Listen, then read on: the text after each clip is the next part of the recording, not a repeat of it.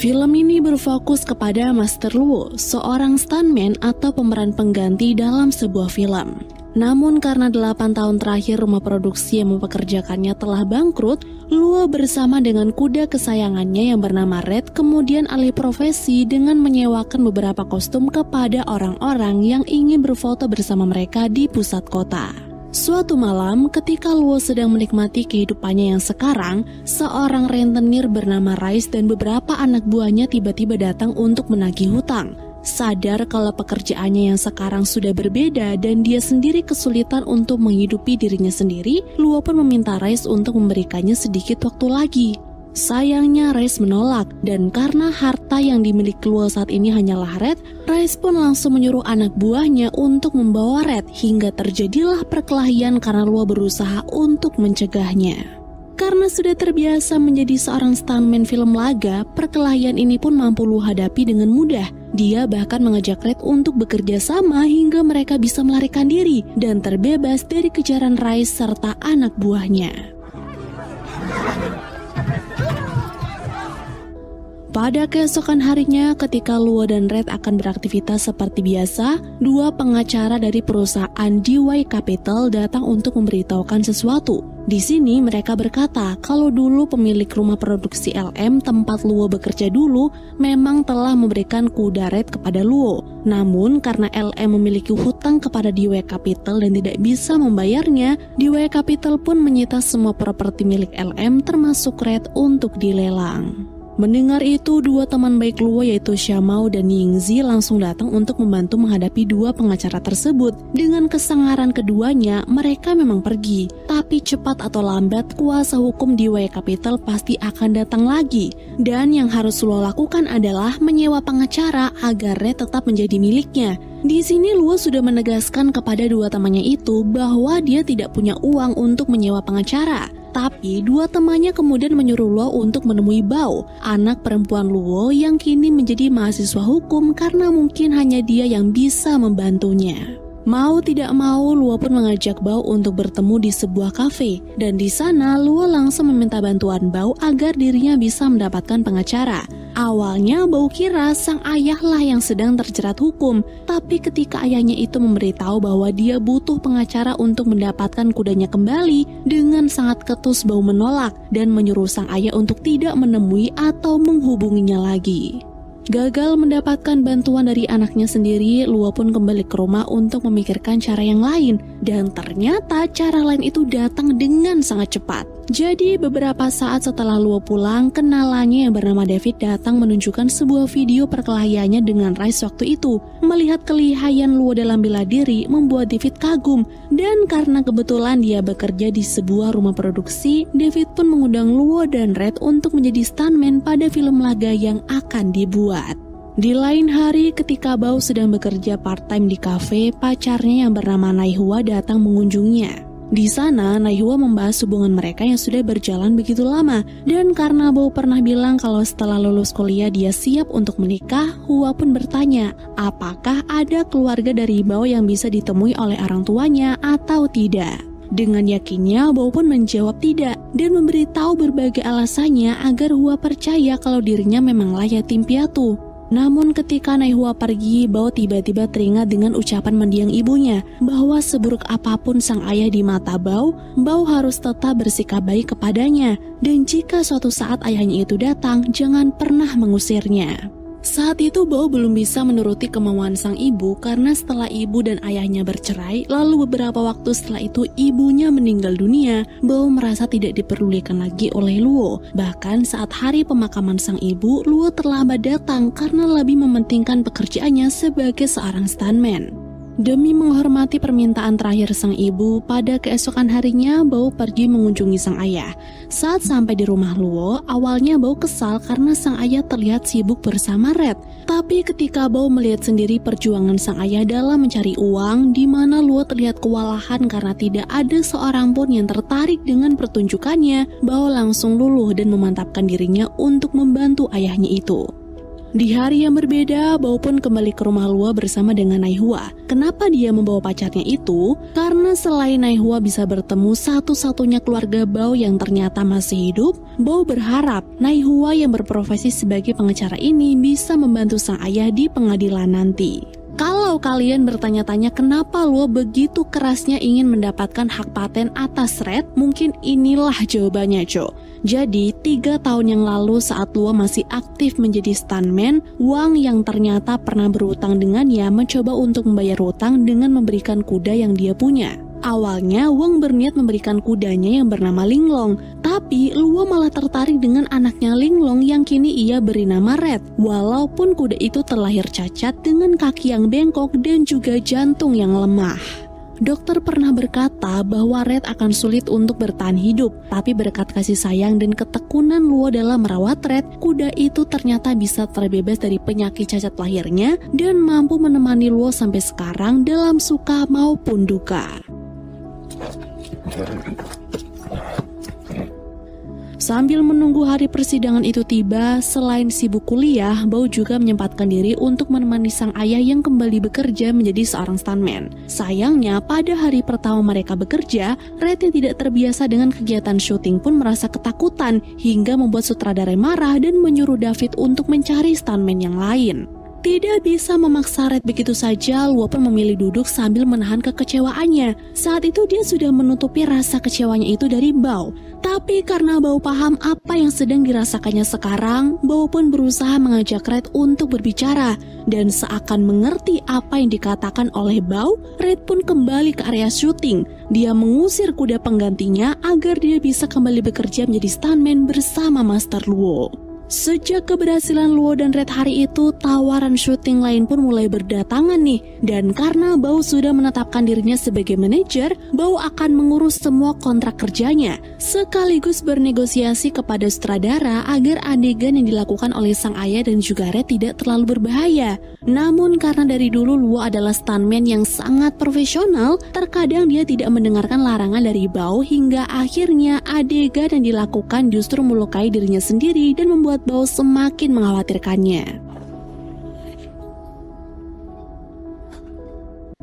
Suatu hari, gara-gara kesuksesan Luo dan Red di bidang akting, Luo diundang oleh Hasin, seorang CEO dari perusahaan Golden Drum, untuk berkunjung ke kediamannya. Sampai sana, Hasin langsung mengaku kalau dirinya adalah pecinta kuda, dan kuda yang dia miliki sudah ada 50 ekor dari 30 negara yang berbeda. Nah, karena tidak mau basa-basi lagi nih, Hasin pun memberitahu Luo bahwa dia tertarik dengan Red dan berniat membelinya dengan harga yang cukup tinggi. Tapi karena Red sudah seperti keluarganya sendiri, Luo pun menolak. Hingga akhirnya Hasin memanfaatkan gugatan di Y Capital agar dirinya bisa mendapatkan kuda tersebut.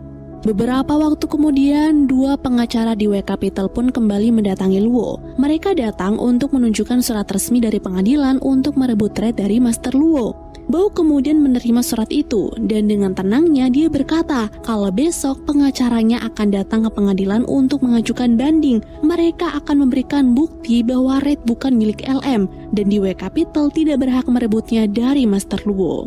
Sambil menunggu hari persidangan tiba dan juga mengumpulkan bukti bahwa Red adalah milik Master Luo, Bao kembali menemani sang ayah pada rutinitas syutingnya. Hari itu ketika syuting akan dimulai, Bao terlibat perdebatan dengan staf karena ia meminta setupnya dirubah gara-gara setupnya kurang luas. Sebenarnya hal seperti ini harusnya dibicarakan sebelum setup itu dibuat. Tapi karena Bao kurang teliti, akhirnya dia pun yang kena semprot sampai sang ayah datang dan bersedia melakukan adegan yang diminta agar Bao tidak dimarahi lagi. Awalnya Bao khawatir, tapi berkat pengendalian yang tepat, Luo ternyata berhasil melakukan adegan melompat itu tanpa melukai dirinya ataupun kudanya sendiri. Setelah syuting hari itu selesai, Bao dan Luo pun memutuskan untuk menghabiskan waktu dengan mengobrol santai. Tapi baru saja mereka duduk, Reis datang lagi untuk menagih hutang. Dan karena Reis sempat bersikap tidak sopan kepada Bao, Luo pun refleks menyerang mereka demi melindungi putrinya sendiri. Suatu hari ketika Bao sedang menasihati Luo agar selalu berhati-hati saat mengajak Red menjadi stuntman, mereka mendapatkan kabar bahwa istrinya Xiao Mao yang tak lain adalah Yingxi masuk rumah sakit karena terluka saat menjadi pemeran pengganti. Dalam seumur hidupnya, baru kali ini Xiao Mao merasa ketakutan karena kata dokter Yingxi tidak akan bisa berjalan lagi. Mendengar itu, Bao pun teringat akan ucapan sang ibu bahwa stuntman itu hanya memiliki 3 hal, yaitu action, melompat, dan juga rumah sakit. Jump. Hospital. Karena seiring berjalannya waktu, hubungan Luo dan Bao sudah semakin membaik, Bao pun memutuskan untuk memperkenalkan sang ayah dengan orang tua Naihua. Dengan pakaian terbaiknya, Luo pun menemui mereka di salah satu restoran mewah. Awalnya Luo membuat Bao malu karena tingkah Luo yang ceplos-ceplos. Tapi mengingat mereka baru dekat akhir-akhir ini setelah 6 tahun lebih berpisah, Bao berusaha untuk memahami dan menjelaskan kepada calon mertuanya itu bahwa Luo adalah orang yang sederhana, serta mau bagaimanapun dia, Bao tetap memberikan kesempatan agar Luo bisa menjadi ayah yang lebih baik lagi.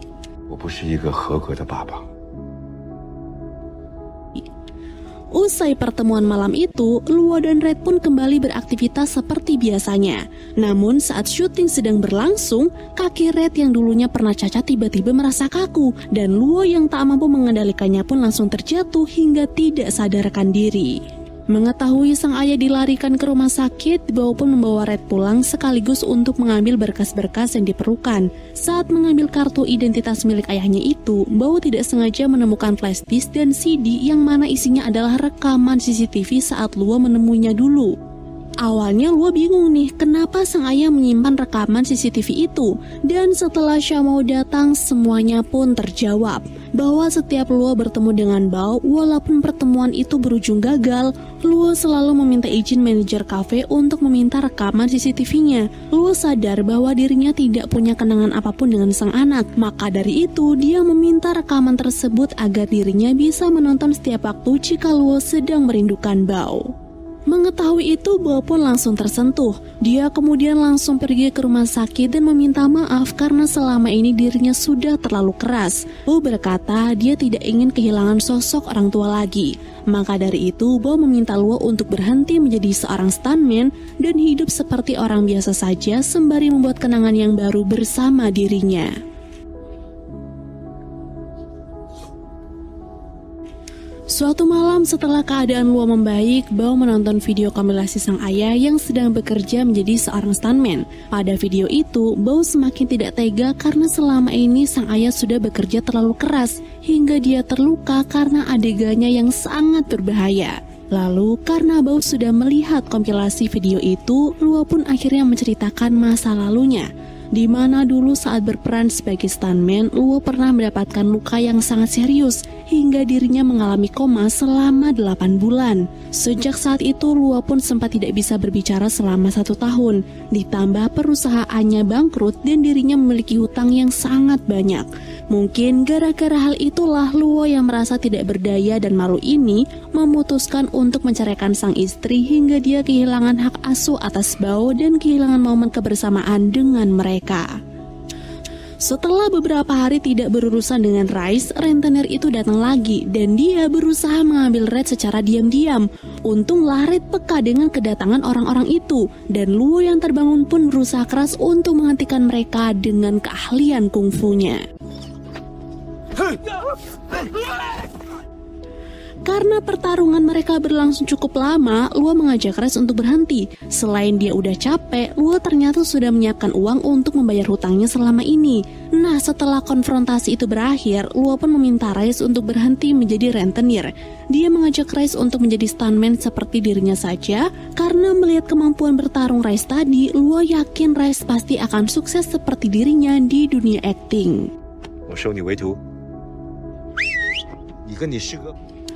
Pada keesokan harinya, Luo kedatangan tamu istimewa nih. Dia bernama Yuanji, muridnya dulu yang pernah Luo ajarkan kungfu hingga berhasil menjadi aktor laga sukses di Hong Kong. Selain ingin mengunjungi teman lama, maksud kedatangan Yuanji ke sana adalah untuk mengajak Luo bergabung menjadi stuntman di film terbarunya yang akan didedikasikan untuk para stuntman yang telah berjuang selama ini. Mengingat Luo sudah berjanji akan berhenti menjadi seorang stuntman, Luo pun menolak tawaran itu. Tapi karena Yuan Ji terus membujuknya, apalagi dalam film ini wajah para stuntman akan dimunculkan, Luo pun akhirnya mengiyakan walaupun ia tahu bahwa akan marah jika dia mengetahuinya.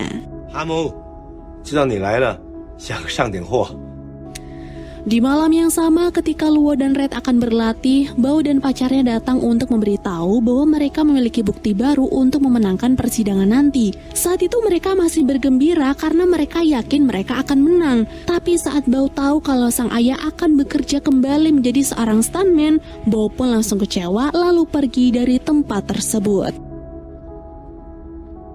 Siapa? Walaupun masih merasa bersalah kepada Bao, tapi karena tak bisa membatalkan kontrak begitu saja, Luo pun tetap datang ke lokasi syuting. Sampai di sana sutradara sudah menjelaskan bahwa mereka akan menggunakan efek CGI, jadi Luo tidak perlu melompat seperti biasanya. Tapi karena menjadi seorang stuntman bukan hanya pekerjaan tapi juga harga diri untuknya, Luo bersikeras akan melakukan tugasnya seperti biasa, walaupun akhirnya dia tetap gagal karena Luo kembali teringat akan kondisi Red di mana dia bukan kuda normal pada umumnya. Usai membatalkan kontraknya dan Luo kembali berbaikan kepada sang anak, hari persidangan itu pun akhirnya tiba. Pada persidangan tersebut, Hesin mengerahkan seluruh kekuasaan dan kekayaannya hingga dia bisa mendapatkan Red.